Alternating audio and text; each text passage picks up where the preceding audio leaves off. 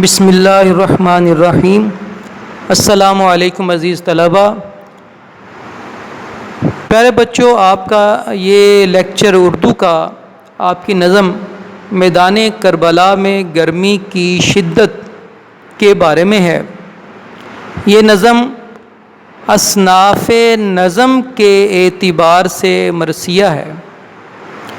مرثیہ اس نظم کو کہتے ہیں جس میں کسی کے وفات پا جانے یا جدا ہو جانے پر اپنے غم، دکھ، درد اور الم کا اظہار کیا جائے، اسے مرثیہ کہتے ہیں۔ اردو میں مرثیہ جو ہے وہ کربلا سے منسلک کر دیا گیا ہے، حضرت امام حسین رضی اللہ تعالیٰ عنہ کی قربانی سے جوڑ دیا گیا ہے۔ لہٰذا جب بھی اردو میں مرثیہ کا نام آتا ہے یا مرثیہ کہا جاتا ہے تو اس سے مراد حضرت امام حسین اور ان کے رفقا کی قربانیوں کے بارے میں ہی لکھا جاتا ہے۔ اس کے ساتھ ساتھ آپ کو یہ بات بھی یاد رکھنی ہے جو امتحانی نقطہ نگاہ سے اہم بھی ہے کہ یہ نظم حیت کے اعتبار سے مسدس ہے۔ حیت کے اعتبار سے نہیں، شکل و صورت کے اعتبار سے یہ مسدس ہے۔ مسدس اس نظم کو کہا جاتا ہے جس کے ہر بند میں 6 مصرے ہوں۔ کیونکہ اس نظم کے ہر بند میں 6 مصرے ہیں، اس وجہ سے اس نظم کو مسدس کہیں گے ہیئت کے اعتبار سے۔ آئیے بیٹا اس نظم کو شروع کرتے ہیں، لیکن یہ نظم پڑھنے سے پہلے اس کے شاعر کے بارے میں ہم پڑھتے ہیں۔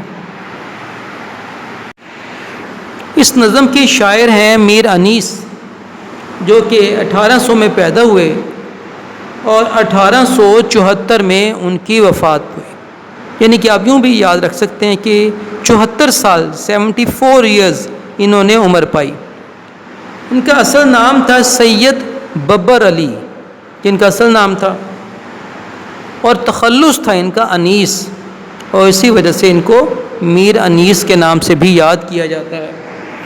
میر انیس نے جو مروجہ علوم تھے، ان کے جو رواج میں عام طور پہ جو علوم پڑھائے جاتے تھے، وہ علوم ایک عالم میر نجف علی سے حاصل کیے۔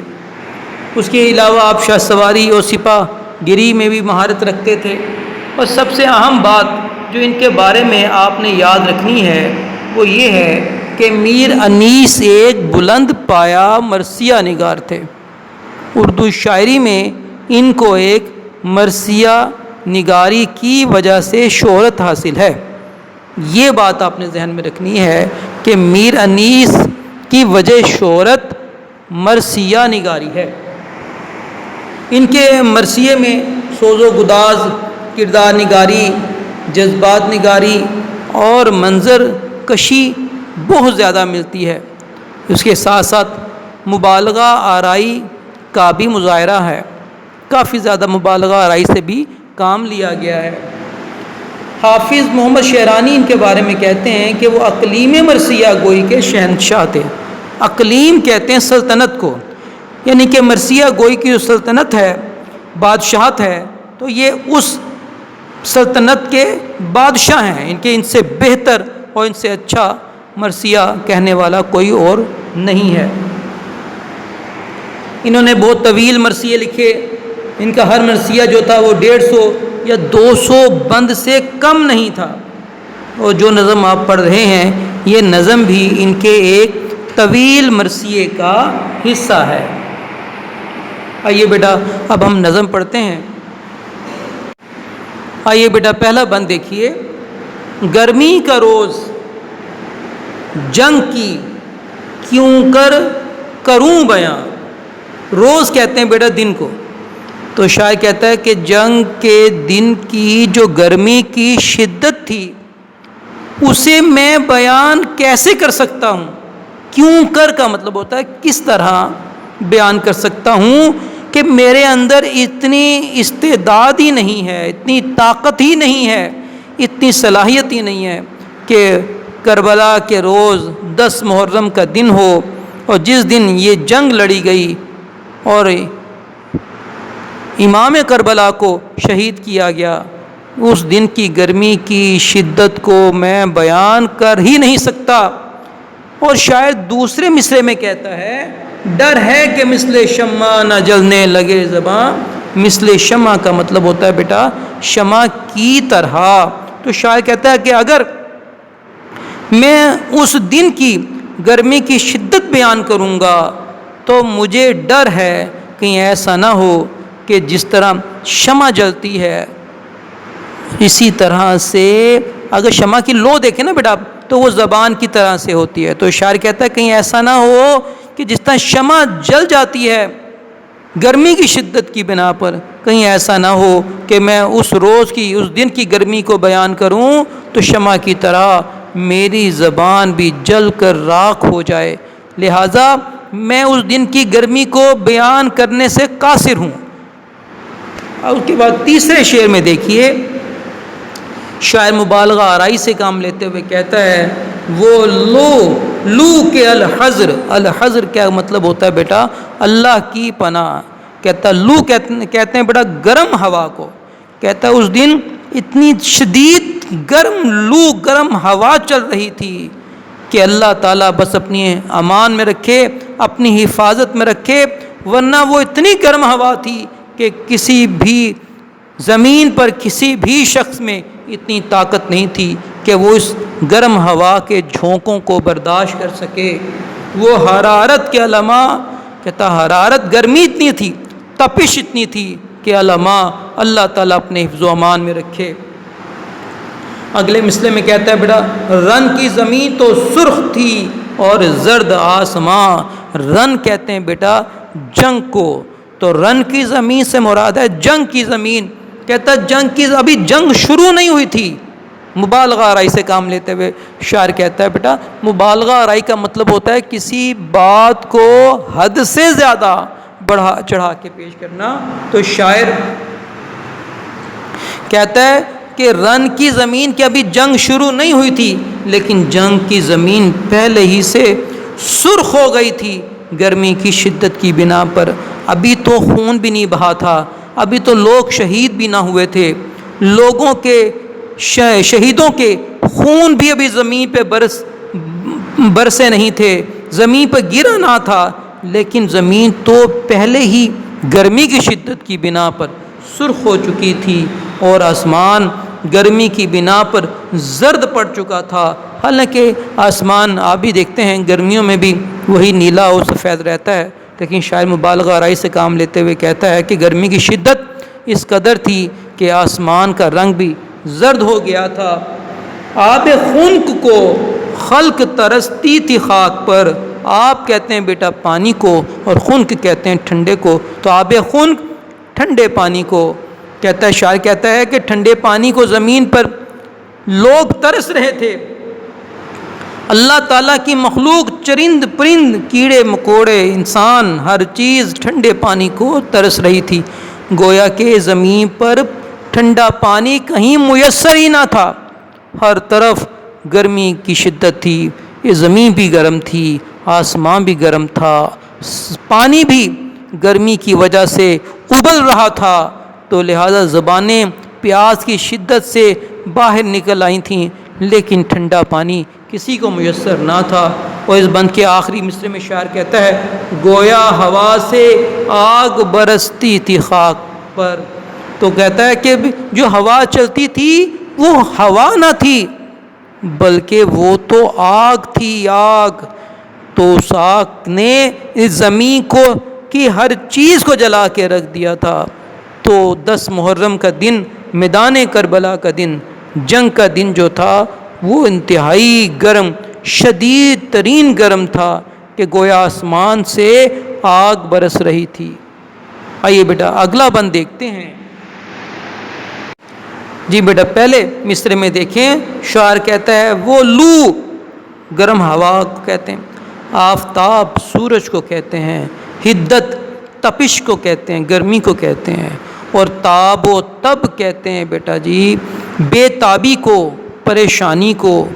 تو شاعر کہتا ہے وہ گرم ہوا اور سورج کی اس قدر تپش اور وہ بے تابی اور پریشانی تھی کہتا ہے دوسرے مصرے میں دیکھیے، کالا تھا رنگ دھوپ سے دن کا مثال شب. کہتا ہے اتنی لو چل رہی تھی، آفتاب کی اتنی شدت تھی، لیکن شاعر کہتا ہے بیٹا کہ اس قدر گرمی تھی کہ دن جل گیا تھا. حالانکہ دن میں تو روشنی ہوتی ہے ہر طرف، لیکن کہتا ہے کہ دن بھی گرمی کی وجہ سے دن کا رنگ بھی جو تھا وہ کالا ہو گیا تھا. دھوپ کی شدت کی وجہ سے دن کا رنگ کالا ہو گیا تھا. گویا دن بھی مثل شب ہو گیا تھا. جیسے رات تاریک ہوتی ہے، اندھیری ہوتی ہے، اسی طرح سے دن بھی اندھیرا ہو گیا، تاریک ہو گیا. تو آپ نے دیکھا شاعر یہاں پر مبالغہ آرائی سے کام لے رہا ہے. اس کے بعد دیکھیے بیٹا اگلے مصرے میں اگر آپ دیکھیے تو شاعر کہتا ہے خود نہر القما کے بھی سوکھے ہوئے تھے رب. حالانکہ نہر میں تو پانی ہوتا، بہہ رہا ہوتا ہے، اور نہر نے کاہے کو پیاسا ہونا. لیکن شاعر کہتا ہے کہ اس قدر گرمی تھی کہ نہر میں اگرچہ پانی موجود تھا، لیکن اس کے باوجود اس کے لب جو تھے وہ خشک تھے. اس پانی سے بھی اس نہر کی پیاس بجھ نہیں رہی تھی. شاعر اگلے مصرے میں کہتا ہے خیمے جو تھے حبابوں کے. بیٹا اس بند کا چوتھا مصرع دیکھیے. شاعر کہتا ہے خیمے جو تھے حبابوں کے، تپتے تھے سب کے سب. حبابوں بیٹا حباب کی جمع ہے، اور حباب ہے کے اوپر زبر پڑیں گے. حباب کہتے ہیں پانی کے بلبلے کو. اس کی شکل جو ہوتی ہے بیٹا یہ الٹے پیالے کی مانند ہوتی ہے. تو شاعر نے ان کو خیمے سے تشبیہ دی ہے. کہتا ہے جی جو خیمے تھے، لوگوں کے رہنے والے جو تھے وہ ایک بلبلے کی مانند تھے، اور وہ سب کے سب تپ رہے تھے، بری طرح سے آگ برس رہی تھی. اور آخر میں وہ شاعر کہتا ہے اڑتی تھی خاک، خشک تھا چشمہ حیات، کھولا ہوا تھا دھوپ سے پانی فرات کا. اڑتی تھی خاک. بیٹا جب آپ کو پتہ ہے کہ جب گرمی کا موسم آتا ہے تو زمین خشک ہو جاتی ہے اور مٹی ہوا میں زیادہ اڑتی ہے. تو شاعر کہتا ہے کہ اسی طرح سے میدان کربلا میں بھی گرمی کی اس قدر شدت تھی کہ ہر طرف خاک اڑ رہی تھی. چشمہ تھا، خشک تھا چشمہ حیات. حیات کہتے ہیں زندگی کو. کہتا ہے زندگی کا چشمہ جو تھا وہ بالکل خشک ہو چکا تھا، یعنی کہ زندگی کی باقی رہنے کا کوئی سبب نظر نہیں آتا تھا. گویا کہ زندگی ختم ہو جانے والی تھی، زندگی کی وہاں بقا ممکن ہی نہ تھی، اس قدر گرمی کی شدت تھی. اور کھولا ہوا تھا دھوپ سے پانی فرات کا.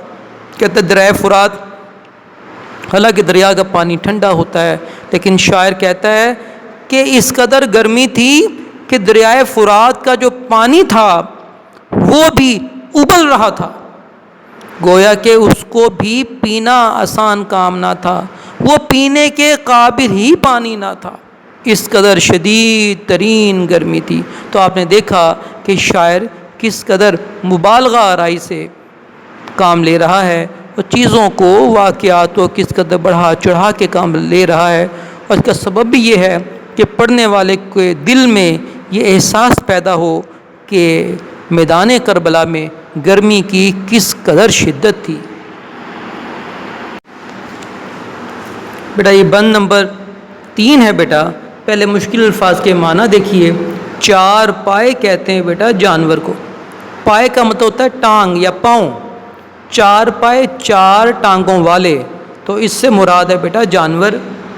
اس کے بعد دیکھیے آہو. آہو کہتے ہیں ہرن کو، اور کاہل سے لفظ ہے بیٹا کاہل سست. اور اس کے بعد بیٹا لفظ دیکھیے پتھر پگھلنے کا مطلب یہ ہوتا ہے کہ پتھر کا پگھل جانا، مائع ہو جانا. مثل موم خام. موم خام کا مطلب ہوتا ہے ایک تو جمع ہوا موم ہوتا ہے، خام موم ہوتا ہے پتلا بہنے والا. تو مثل خام کا مطلب ہے کہ بہنے والا پتلا موم. اور اس کے بعد لفظ دیکھیے سبز گیاہ. گیاہ کہتے ہیں بیٹا گھاس کو، اور چاہ کا مطلب ہوتا ہے چاہنا، خواہش کرنا۔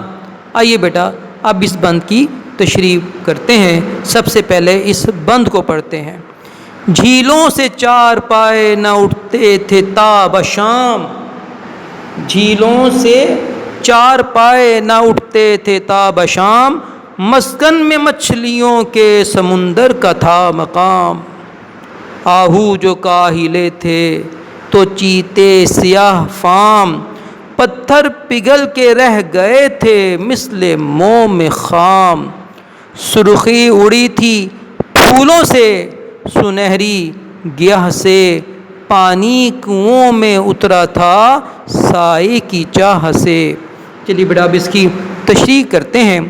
تو شاعر کہتا ہے کہ کربلا کے میدان میں گرمی کی شدت کا اثر ہر جاندار پر نظر آ رہا تھا۔ جانور گرمی سے بے حال تھے۔ جو جانور پانی کے اندر رہ سکتے تھے وہ بھی گرمی کے مارے پانی سے باہر نہ نکلتے تھے۔ صبح سے شام تک وہ پانی ہی میں رہتے تھے۔ شام کے بعد گرمی کی شدت اس قدر ہوتی تو وہ پانی سے باہر نکلتے تھے۔ پانی میں رہنے والی مچھلیاں بھی پانی کی سطح پر آنے سے ڈرتی تھیں، کیونکہ سطح کا پانی آگ کی طرح گرم ہو رہا تھا۔ اس لیے یہ مچھلیاں سمندر کی تہہ میں چلی گئی تھیں تاکہ گرمی کی شدت سے بچ سکیں۔ کوئی بھی اس گرمی کی شدت سے محفوظ نہ تھا۔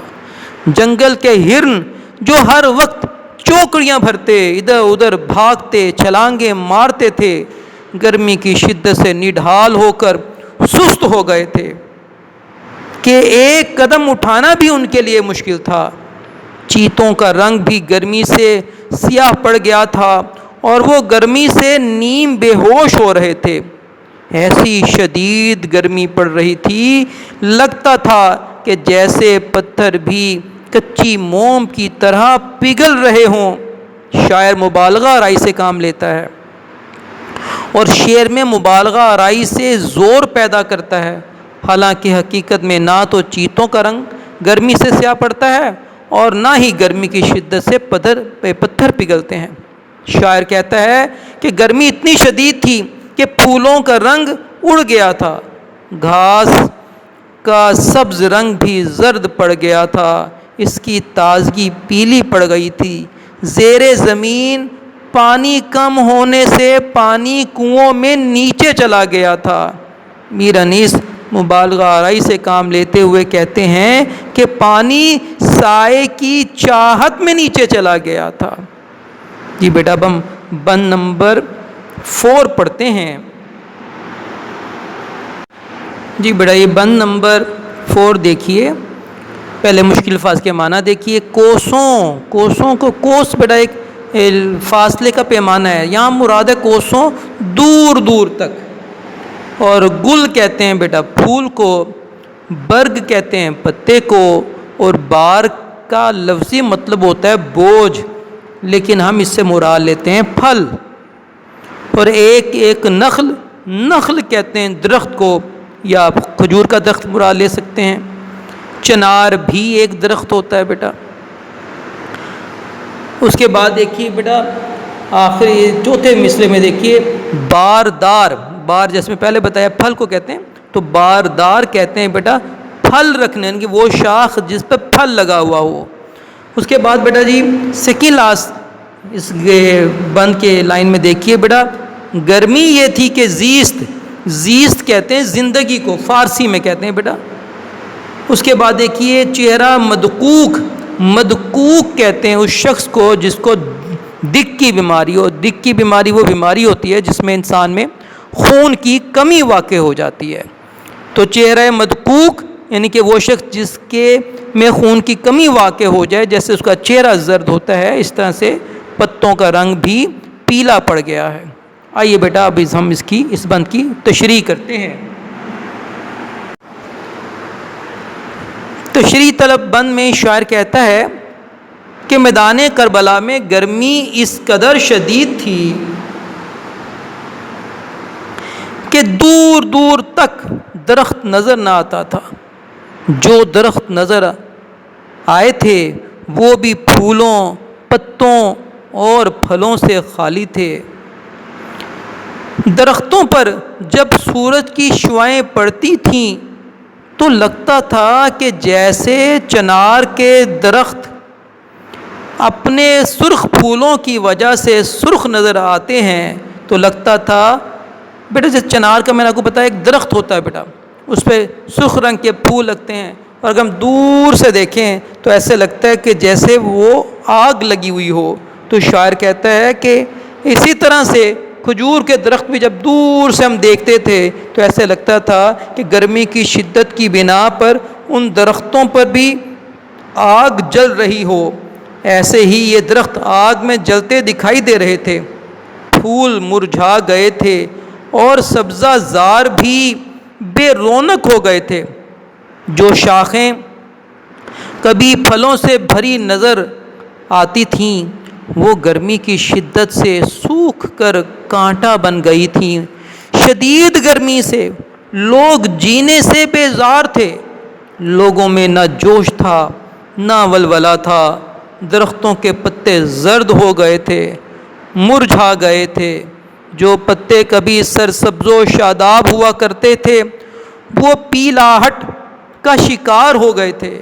یوں لگ رہا تھا کہ جیسے یہ پتے ایک تپدق کے مریض کی طرح زرد ہو گئے، یعنی مرجھا گئے تھے۔ ان کی تازگی ختم ہو گئی تھی اور ان میں زندگی کی سرخی نہ رہی تھی۔ ہر چیز کا گرمی سے برا حال تھا۔ جی بیٹا یہ بند نمبر 5 دیکھیے، پہلے مشکل الفاظ کے معنی دیکھیے بیٹا۔ کچھار کہتے ہیں شیر کے رہنے کی جگہ یعنی کہ غار کو، آہو کہتے ہیں ہرن کو، اور مہر کہتے ہیں بیٹا سورج کو، اور مقدر کہتے ہیں گرد آلود ہونا، مٹی سے اٹا ہوا ہونا۔ گردوں کہتے ہیں بیٹا آسمان کو کہتے ہیں، اور تپ کہتے ہیں بخار کو۔ مضطرب کا معنی ہوتا ہے بے قراری، بے چینی۔ جی بیٹا اب آئیے بیٹا جی اس کی تشریح سنتے ہیں۔ شاعر اس بند میں کہتا ہے کہ گرمی اتنی شدید تھی کہ شیر جیسے درندے بھی دھوپ کی گرمی میں اپنے ٹھکانوں سے باہر نہ آتے تھے، جبکہ شیر اکثر شکار کی تلاش میں ادھر ادھر گھومتے رہتے ہیں، لیکن گرمی کی شدت کی بنا پر وہ اپنی غار سے باہر نکلنا مناسب نہ سمجھتے تھے۔ اسی طرح ہرن بھی جو اکثر جنگل میں چوکڑیاں بھرتے چھلانگیں مارتے نظر آتے ہیں، گرمی کی شدت سے بے حال اپنے ٹھکانوں سے باہر نہ نکلتے تھے۔ سورج ایک صاف اور شفاف آئینے کی طرح چمکتا تھا، یوں لگتا تھا کہ جیسے سورج نے گرمی سے بچنے کے لیے گرد و غبار میں اپنا منہ چھپا لیا ہو۔ زمین سے اٹھنے والی پانی کے بخارات سے آسمان بھی گرم ہو کر بخار میں مبتلا لگ رہا تھا۔ گرمی کی شدت کا اثر زمین سے آسمان تک نظر آ رہا تھا۔ ہر جاندار مارے گرمی کے بے حال تھا۔ گرمی کی شدت نے ہر جاندار کو بے چین و بے قرار کر رکھا تھا۔ زمین کا فرش تنور کی طرح گرم تھا۔ جو اناج کا دانہ زمین پر گرتا وہ بھن جاتا یعنی پک جاتا تھا۔ میر انیس یہاں بھی مبالغہ آرائی سے کام لے رہے ہیں، ورنہ شدید سے شدید گرمی میں بھی اناج کا دانہ زمین پر گر کر بھن نہیں سکتا۔ آگے دیکھیے بیٹا بند نمبر 6 دیکھیے۔ جی بیٹا یہ آپ کا بند نمبر 6 ہے۔ آئیے بیٹا پہلے مشکل الفاظ کے معنی دیکھیے۔ سب سے پہلے لفظ ہے بیٹا گرداب۔ گرداب کہتے ہیں پانی کے جھکڑ کو، ان کے پانی کا گول گول گھومنا۔ کبھی آپ نے دریا میں یا نہر میں دیکھا ہوگا کہ پانی ایک ہی جگہ پہ گول گول چکر کھانا شروع کر دیتا ہے، تو اسے گرداب کہتے ہیں۔ شعلہ جوالا، شعلہ جوالا کہتے ہیں بیٹا آگ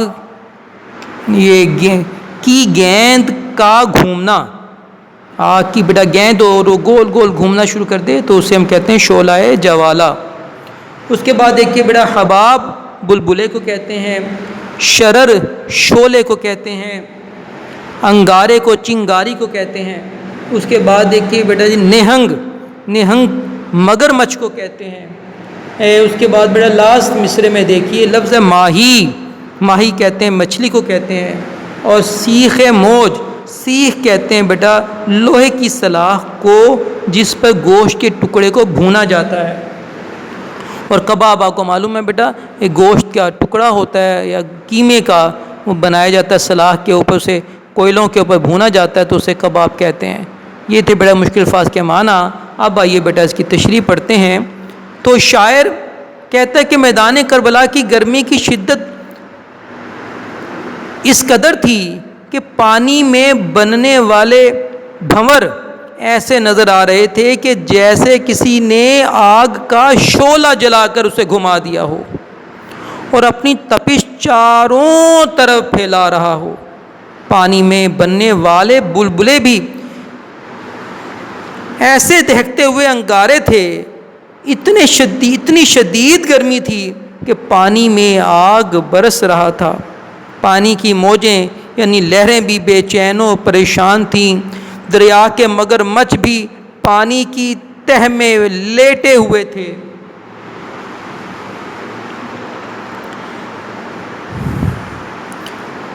لیکن گرمی کے اثر سے بے حال تھے۔ یوں محسوس ہو رہا تھا کہ جیسے گرمی کی شدت سے پانی بھی آگ بن گیا ہے۔ شاعر مبالغہ آرائی کی خوبصورت مثال پیش کرتے ہوئے کہتا ہے کہ اتنی شدید گرمی تھی کہ لگتا تھا روز قیامت جیسی گرمی ہے، کہ گرمی سے گھبرا کر مچھلیاں بھی سطح آب پر آتی تھیں تو ان کے لیے پانی کی لہریں سیخیں بن جاتی تھیں اور وہ کباب کی طرح بھن جاتی تھیں۔ شاعر کہنا چاہتا ہے کہ اتنی شدید گرمی میں بھی حضرت امام حسین رضی اللہ تعالیٰ عنہ نے بڑے صبر و استقلال سے جان قربان کر دی، مگر ثابت قدمی میں فرق نہ آیا، وہ حق پر ڈٹے رہے۔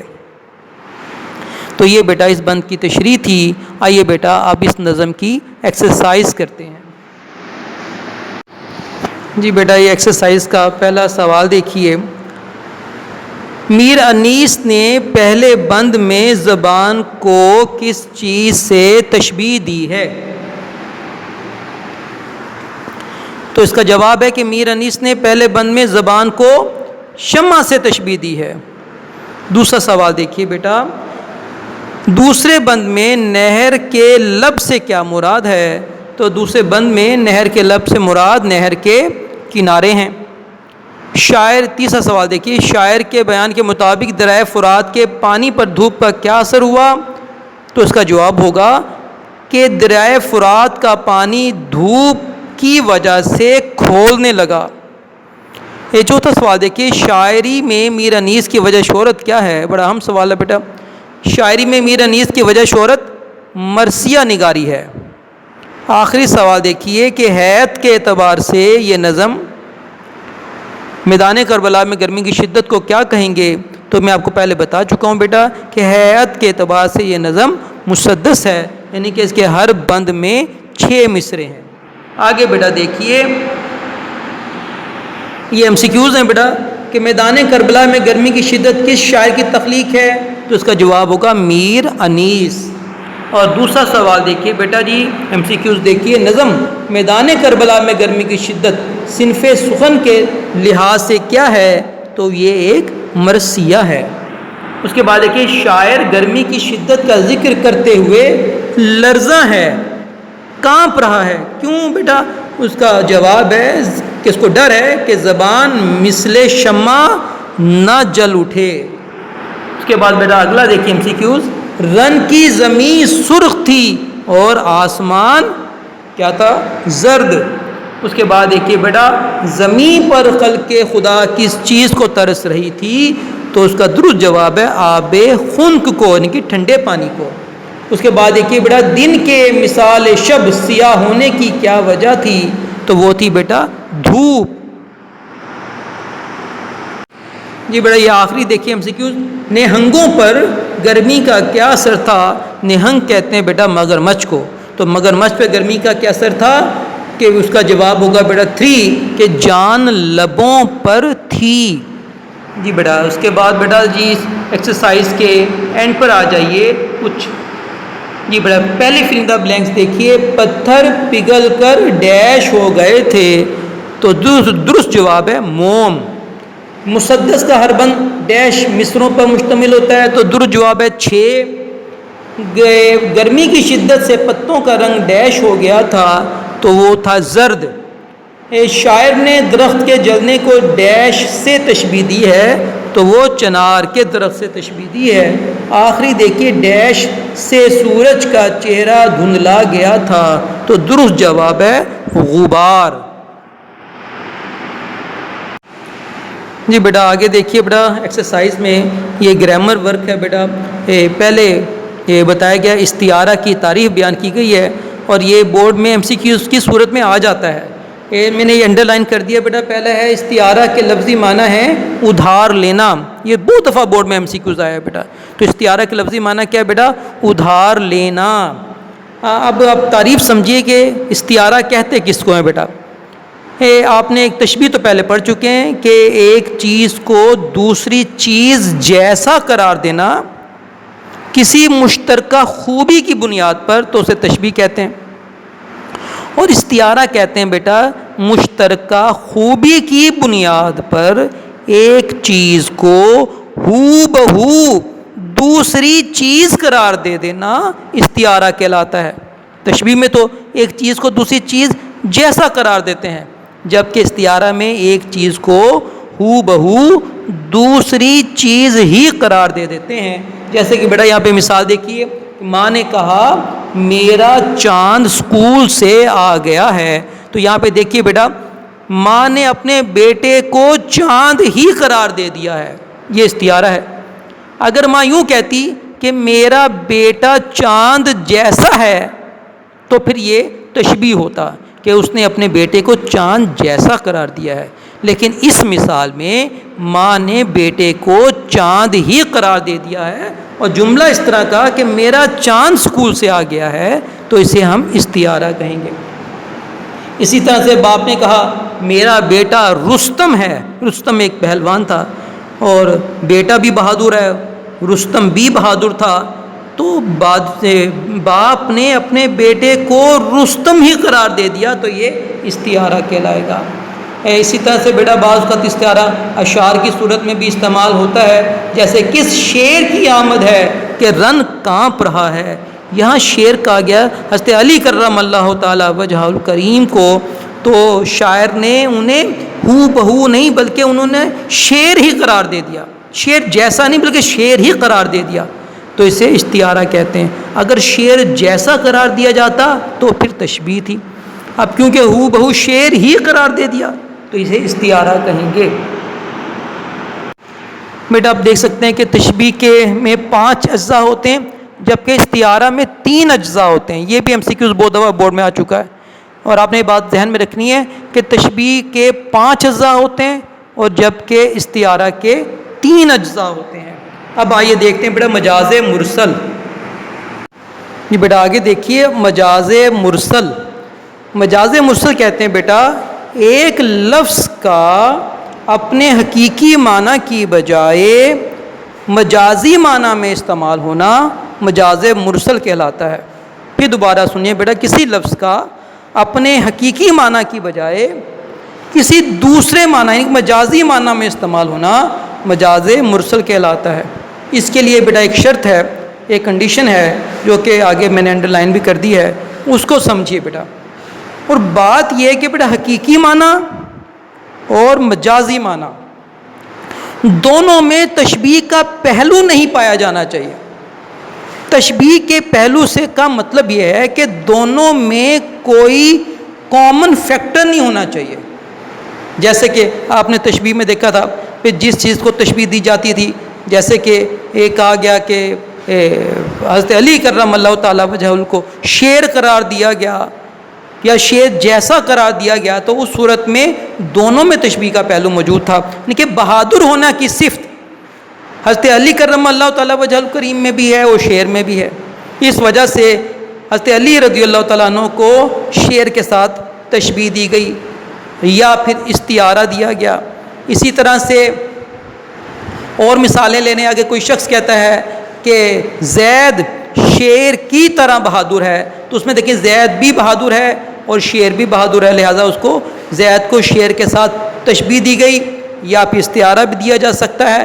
دونوں میں تشبیہ اور استعارہ میں تشبیہ کا پہلو پایا جاتا ہے، مطلب کہ دونوں چیزوں میں ایک کامن فیکٹر، ایک مشترک خوبی کا پایا جانا ضروری ہے، جبکہ اس میں مجاز مرسل میں ہوتا یہ ہے کہ دونوں چیزوں میں یا دونوں معنوں میں کامن فیکٹر یا مشترک صفت کا پایا جانا نہیں چاہیے، یعنی کہ اس کے اندر تشبیہ کا پہلو نہیں ہونا چاہیے۔ جیسے کہ بیٹا اکثر اوقات آپ کہتے ہیں کہ آپ بوتل پئیں گے، حالانکہ آپ بوتل تو ایک شیشے کا برتن ہے، جبکہ بوتل کہہ کر مراد ہم اس کے اندر مشروب کو لے رہے ہوتے ہیں، اور مشروب اور شیشے کی بوتل دونوں میں کوئی بھی چیز کامن نہیں ہے کہ کوئی بنیادی خوبی نہیں ہے جو دونوں میں مشترک ہو، تو اس کو کہیں گے مجاز مرسل۔ نیچے بیٹا مثالیں دیکھیے، جیسے کہ بیٹا یہ مثال دی گئی ہے کہ انسان کی زندگی 4 دن کی ہے، تو 4 دن کہہ کر انسان کی پوری زندگی مراد لی گئی ہے، حالانکہ زندگی تو کئی سالوں پر محیط ہوتی ہے، تو یہ یہاں پہ مجاز مرسل ہے کہ جز کہہ کے کل مراد لی گئی ہے۔ اسی طرح سے حکیم صاحب نے نبض پر ہاتھ رکھ کر مرض کی تشخیص کی، تو بیٹا نبض پہ ہاتھ نہیں رکھا جاتا، صرف 3 انگلیاں رکھی جاتی ہیں، تو ہاتھ کہہ کر مراد 3 انگلیاں ہیں، تو کل کہہ کے جز مراد لی گئی ہے، اس طرح مجاز مرسل ہے بیٹا۔ اسی طرح سے آپ نیچے بھی دیکھ لیجئے، یہ سب جو ہیں مجاز مرسل کی مثالیں ہیں۔ میں امید کرتا ہوں کہ آپ کو مجاز مرسل اچھی طرح سے سمجھ آ گیا ہوگا اور آج کا لیکچر بھی سمجھ میں آ گیا ہوگا۔ اللہ تعالیٰ آپ کا حافظ و نگہبان ہو۔ السلام علیکم۔